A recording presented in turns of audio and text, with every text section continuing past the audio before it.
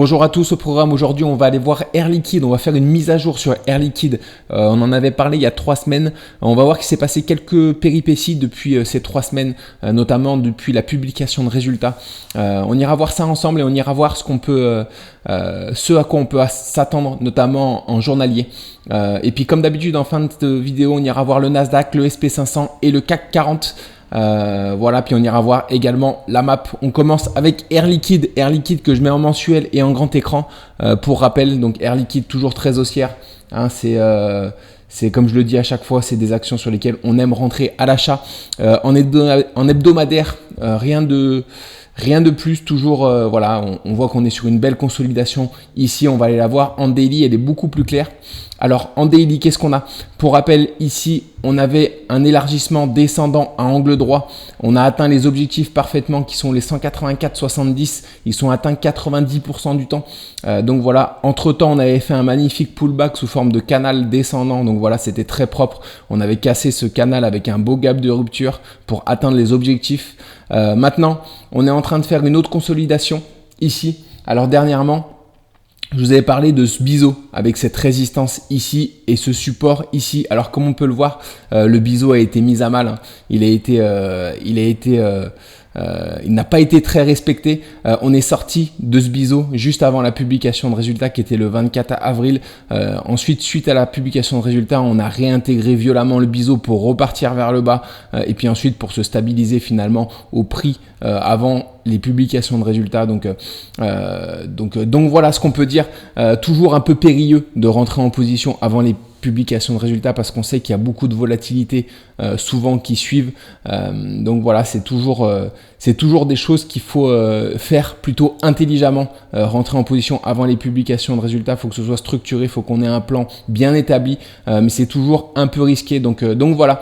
Maintenant, dans quoi on peut être? Alors, je vais supprimer déjà toutes les statistiques qui correspondent au biseau descendant qu'on avait vu parce que du coup, on n'est plus dans ce scénario. Alors, désormais, on est plutôt dans un élargissement descendant. Du coup, dans celui-là, avec une belle zone de résistance ici et une belle zone de support ici. On a fait une première rotation, une seconde, une troisième, une quatrième. On arrive de nouveau sur la résistance ici. Je vais supprimer ça aussi qui était le timing de sortie du biseau. Alors on arrive de nouveau sur la résistance ici. À quoi on peut s'attendre désormais sur ce niveau-là? Alors à une sortie forcément de cette figure. Si jamais on sort de cette figure, ce sera un beau signal d'achat, sachant qu'on a des objectifs qui sont très intéressants ici sur Air Liquide. Je vais les calculer tout de suite. Ils sont atteints de mémoire 81% du temps.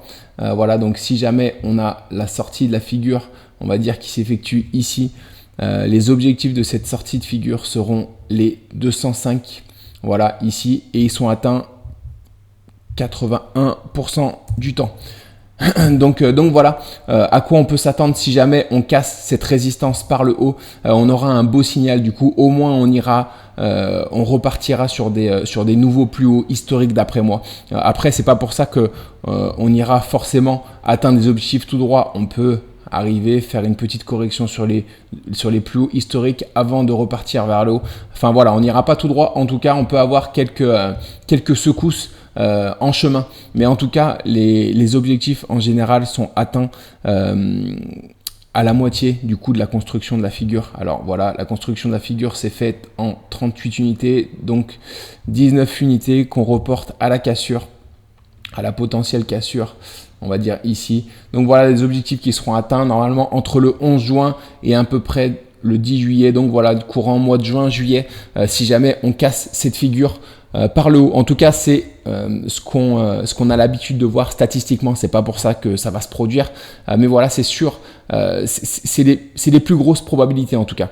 C'est ce à quoi on peut s'attendre, voilà, dans la majorité des cas. Donc voilà, et forcément, si on s'attend à ça dans la majorité des cas, c'est quelque chose sur laquelle on peut miser. Donc voilà. Donc premier scénario, on sort tout de suite de ce biseau. De cet élargissement descendant à la hausse pour aller rejoindre potentiellement ces objectifs des 205. Le deuxième scénario, c'est une rotation partielle. On a l'habitude d'en parler des rotations partielles, notamment sur les figures d'élargissement. Les rotations partielles, c'est très intéressant parce que à partir du moment où on va repartir vers le bas sans aller atteindre de nouveau le support et qu'on va revenir une nouvelle fois sur la résistance, on a de fortes chances ici, à cet endroit-là, de casser la résistance par le haut. Alors, j'ai plus les stats, il me semble que c'est 78%, 75%. À partir du moment où on retouche cette zone ici, on a de fortes chances en tout cas de casser cette résistance par le haut tout de suite pour aller du coup en direction de ces mêmes objectifs qui seront les 205. Enfin, il faudra les réajuster ensuite les objectifs à la cassure. Donc voilà, ils seront sûrement un peu légèrement inférieurs. Ce sera notamment, probablement autour des 202 euros du coup, les nouveaux objectifs si jamais on a une rotation partielle ici. Enfin, le troisième scénario, c'est un retour vers cette zone ici où on sait que les gaps souvent sont comblés, du moins partiellement. Donc si on arrive sur cette zone ici de gap, il faudra surveiller attentivement ce qui se passe ici parce que c'est une zone de support importante en tout cas. Donc voilà ce qu'on peut dire. Ici, il y aura vraiment des points d'achat. Pour moi, ce sera la meilleure zone d'achat. Ici, j'ai du mal à croire que Air Liquide aille chercher un petit peu plus bas. Après, elle peut revenir également sur cette zone ici, qui est une ancienne zone de résistance. Voilà. Mais voilà, j'ai du mal à croire à cette zone. En tout cas, ici, pour moi, ce sera vraiment une très belle zone d'achat si jamais on est amené à la rejoindre. Donc voilà ce qu'on peut dire pour Air Liquide. Alors pour résumer, trois scénarios sur Air Liquide.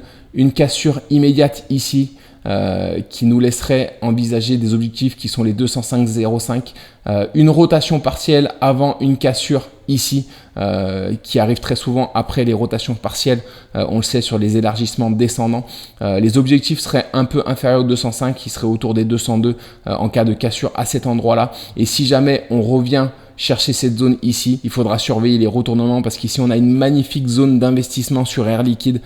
Donc voilà. Et enfin cette zone ici un peu plus bas, mais j'y crois pas. Je pense vraiment que la zone optimale, la dernière zone sur laquelle Air Liquide peut rebondir, pour moi en tout cas c'est celle-ci.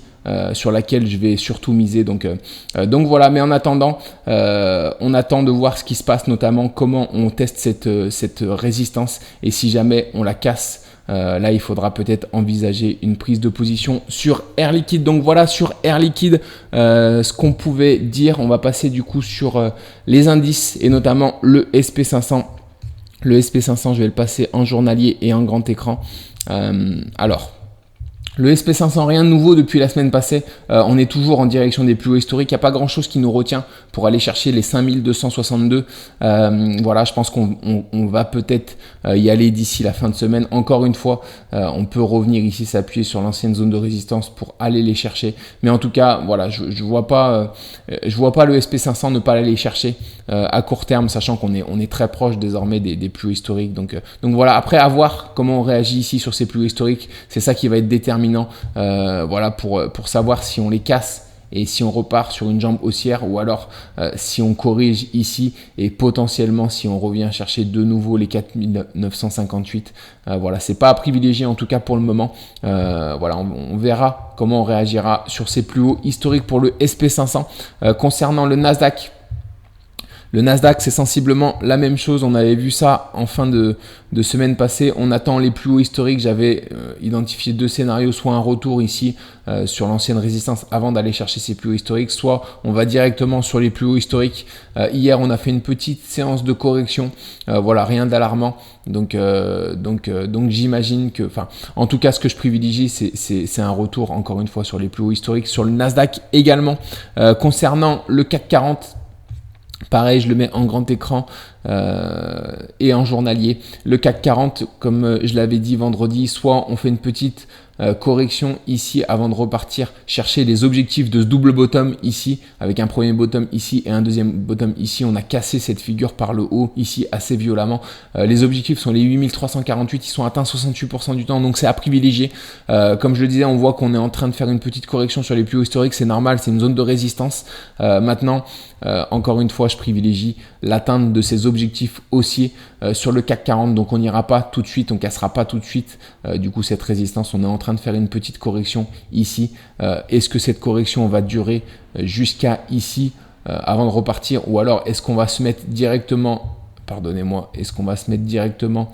en route vers les objectifs dès maintenant de ce double bottom.